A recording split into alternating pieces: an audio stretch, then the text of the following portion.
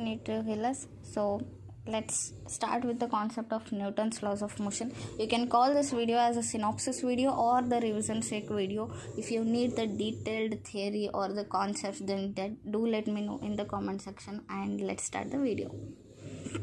Directly proportional to mass, and inertia is nothing but the inability of a body to change its position, direction, or the state of motion. And let's go for the momentum is product of mass into velocity. It's a vector quantity. Okay, if you denote in the vector form, then it will be like this. Okay, cross product. All right, next change in momentum अगर find करना है तो क्या करोगे? Change in momentum is equals to final momentum minus initial momentum. All right, so this is about the momentum. There is a ball which is hitting on the wall by making some angle. मान लो with the horizontal. अगर angle with the horizontal दिए है और ball hit करके ऐसे with angle it is going, then change in momentum पूछते हैं. तब क्या करोगे? Change in momentum is equals to, ठीक है, 2mv cos थीटा. बस इतना यूज़ कर लो. ठीक है, मतलब वो बॉल है ना, उसका m मास रहेगा, इसका v वेलोसिटी रहेगा. सो क्या कर लोगे? चेंज इन मोमेंटम पूछ लिए तो 2mv cos थीटा. ठीक है, उसका velocity v, mass m and theta is angle. मान लो अगर एंगल यहाँ दिया है, ठीक है, मतलब क्या हो गया? बॉल यहाँ हिट कर रहा है, ठीक है, एंगल यहाँ बना रहा है थीटा, ठीक है, और मास m है, वेलोसिटी v है इसका. तो मोमेंटम, चेंज इन मोमेंटम क्या हो जाएगा? 2mv sine theta. Okay okay. Now आपको ना मोमेंटम चेंज अगर इस चैप्टर में न्यूटन्स लॉज ऑफ मोशन में नहीं पूछे हैं तो बिल्कुल मोशन इन 2D है ना चैप्टर, उसमें तो पूछ लेंगे. ठीक है, मान लो there is a projectile where a ball is thrown from with an angle theta. Okay, with velocity u and इसका मास है m. मान लो देर इज़ ये यहाँ b यहाँ और c यहाँ पॉइंट्स. ठीक है, तो इसका ना हम अगर क्या कर रहे कंपोनेंट्स निकाल लिए तो u साइन थीटा हो गया, u कॉस थीटा, है ना. तो अगर आपको चेंज इन मोमेंटम पूछ रहे, ठीक है, कहाँ कहाँ? बिटवीन द पॉइंट्स पूछते हैं कभी कभी. ठीक है, तो बिटवीन ए एंड बी पूछते हैं. इसका और इसका बीच का चेंज इन मोमेंटम पूछ लेते हैं. तब क्या करोगे? बस डायरेक्ट फॉर्मूला यूज़ कर लो. ठीक है, M U sine theta J minus. ठीक है, और अगर आपको ए एंड सी के बीच में चेंज इन मोमेंटम पूछ लिया, कितना? बिटवीन ए एंड सी. ठीक है, बस कुछ नहीं, माइनस 2mu साइन थीटा जी. आपको ना ऐसे फॉर्मूलाज बहुत यूज़ हो जाएंगे. ठीक है, if you need the derivation I will surely do, but do let me know in the comment section. I will make a separate video for this. ठीक है, next, if a body is moving in a circular motion, ठीक है, and it is making angle theta. ठीक है, मान लो यहाँ से start कर लिया ए पॉइंट से और अब बी पॉइंट में है. It is making angle from the initial point, ठीक है, एट द सर्कल. तो आपको चेंज इन मोमेंटम पूछ लिया जाता है यहाँ. ठीक है, चेंज इन मोमेंटम. तो आप क्या करोगे? 2mv sine theta by 2. ठीक है, 2mv साइन थीटा बाई 2. ठीक है, m is the mass of the body. ठीक है, यहाँ का जो मास था ना, यहाँ से जा रहा है वो. ठीक है, तो change in momentum between A and B पूछ लिए तो क्या कर लोगे? 2mv sine theta by 2. Theta is the angle. Okay, मान लो और तो ऐसे ए बॉडी यहाँ से जाके यहाँ तक चला गया. ठीक है, तो आपको चेंज इन मोमेंटम पूछ लेते हैं लोग. तो क्या करोगे? Change in momentum will be equals to mass of the body, m रख लो, v भी वैसे रख लो. थीटा कितना है यहाँ? 90 डिग्री. ठीक है, तो क्या कर लो? साइन ऑफ 90/2 कर लो बस. मतलब 2mv साइन 45 मतलब 1/√2, राइट, मतलब mv/√2 हो जाएगा. समझ गए? अगर मास भी दिए है, वेलोसिटी भी दिए है, वो सब कर लो. चेंज इन मोमेंटम कितना हो जाएगा? इतना हो जाएगा. ठीक है, मतलब जितना एंगल दे रहे थे बस उतना सब्स्टिट्यूट करो, जो भी डेटा दिए है बस उसको उतना कर लो सब्स्टिट्यूट, ठीक है। Now you know the force will be equals to M A, right,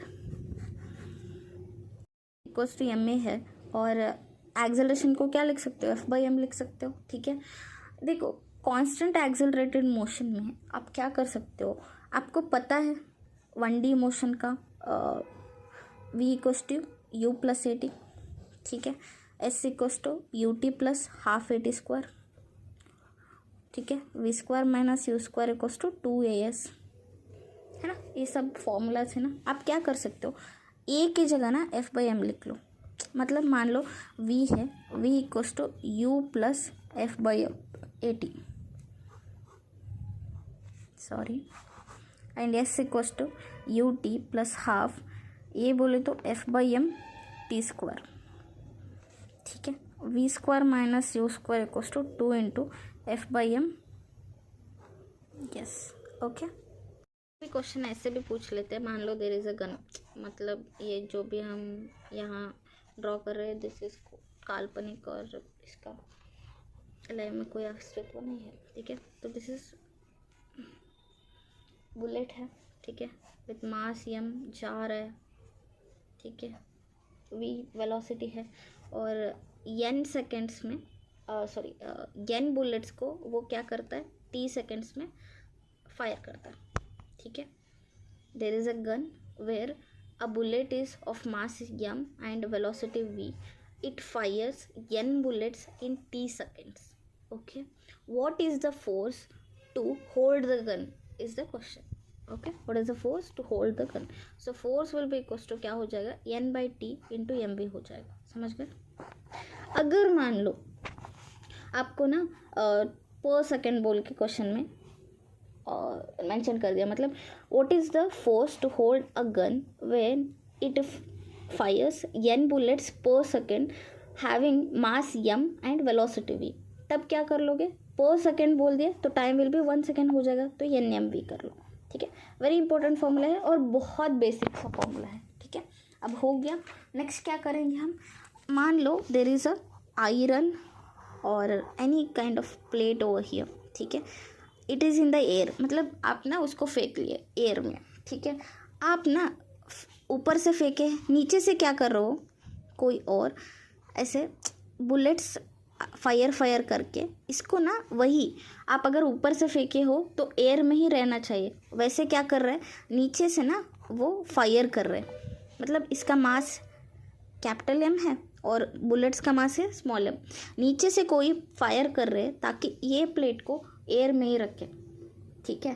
तो हम ना कितना बुलेट्स फायर करना चाहिए ताकि ये प्लेट एयर में ही रहना चाहिए, तो that number of bullets to be fire to keep that plate in the air is equals to M G, M is capital M divided by small M V, समझ गए। Number of bullets that should be fired to keep that plate in the air is equals to mg by mv, capital M is the mass of that plate and small m is the mass of the bullet, okay। now momentum का formula mv है, इसके साथ हम force into time भी लिख सकते हैं, समझ गए मोमेंटम का फॉर्मूला। तो आप जहाँ भी पीछे वाले कंडीशंस में जहाँ भी मोमेंटम फाइंड किए हो ना, तो आप फोर्स इनटू टाइम लिख सकते हो, यहाँ 2mv साइन थीटा अगर मान लो यहाँ लिख लिए, तो फोर्स चाहिए तो क्या कर लोगे 2mv sine theta divided by ये टी को यहाँ ले आओ तो ऐसे लिख सकते हो, ठीक है। दूसरे कंडीशंस में भी अप्लाई हो जाता है, this is also change in momentum, तो डिवाइडेड बाय टी कर लिए तो क्या हो जाएगा फोर्स हो जाएगा, समझ गए। एंड नेक्स्ट अगर मान लो आपको there is a ball of mass M, वो क्या कर रहा है नीचे आके विथ हाइट h1 हाइट से, ठीक है, नीचे आ रहा है, अब वो क्या करेगा ऊपर बाउंस करेगा विथ ऑफ हाइट 2, ठीक है, मास कितना है उसका m है, ठीक है। अब क्या पूछ लेते हैं वो लोग, चेंज इन द मोमेंटम पूछ लेते हैं। This is a ball which is hitting the ground from the height h1 and it is rebouncing from this point to a height h2 where the ball is same. Okay, तो change in momentum पूछ लिए तो क्या कर लोगे आप, बस यम लिख लो. वेलोसिटी आपको पता है फॉर्मूला 2gh का 1D मोशन में, तो यहाँ क्या करना है 2gh2 प्लस √2gh1 कर लो. अगर फोर्स पूछ लिए ये लोग, ठीक है, फोर्स पूछ लिए तो क्या कर लोगे, mass into √2gh2 plus √2gh1, ठीक है, डिवाइडेड बाय टी कर लो. समझ गए. रॉकेट प्रोपल्शन के बारे में समझ लेंगे. ठीक है, मान लो this is rocket. I know my drawing is not good. ठीक है, सो u is the velocity of exhausted gas.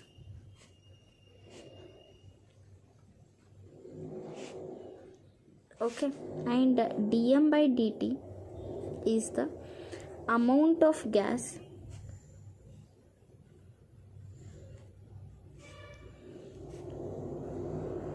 exhausted per time. See, rocket propulsion, it works on the basis of the Newton's third law, right? Third law. So here what happens is, जितना भी gas rocket से निकलता है वो ना थोड़ा force ground पर apply करता है. मतलब जो भी गैस है ना, बाई बर्निंग द फ्यूल जो भी गैस निकलता है, ठीक है, वो क्या करेगा, थोड़ा फोर्स ग्राउंड पर एक्ट करेगा. Due to this force, due to the exhausted gas force, rocket ऊपर उड़ेगा.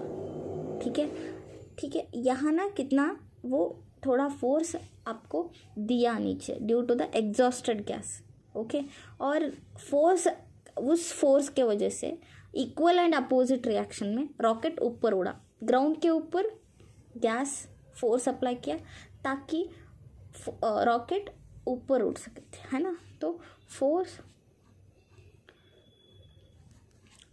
जो भी force due to that exhausted gas आ गया ना, that is equals to F thrust हम बोलते हैं. ठीक है, तो मान लो मास ऑफ दैट गैस और ये वेट ऑफ दिस गैस हो जाएगा. ठीक है, तो हम ना फॉर्मूला लिखेंगे एफ थ्रस्ट. समझ गए ना, F thrust, it is the force due to the exhausted gas and that is hitting on the ground. ठीक है, तो F thrust is equals to u into dm by dt, means this velocity of the exhausted gas into amount of gas exhausted per time, that is force, that is F thrust.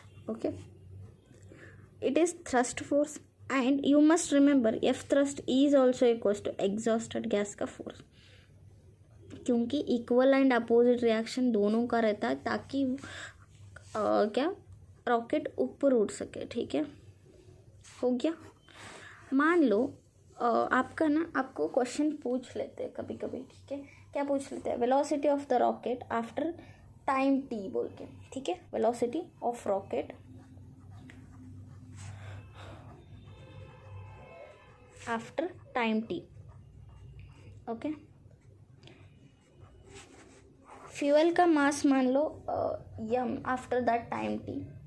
सो क्या हो जाएगा, sorry velocity पूछ रहे हैं ना, तो velocity will be equals to V naught plus log of M naught by M. Okay, log of E base. ठीक है, मतलब अगर आप कॉमन लॉग में कन्वर्ट करना है तो 2.303 से मल्टीप्लाई कर लो. ठीक है, अब क्या हो गया,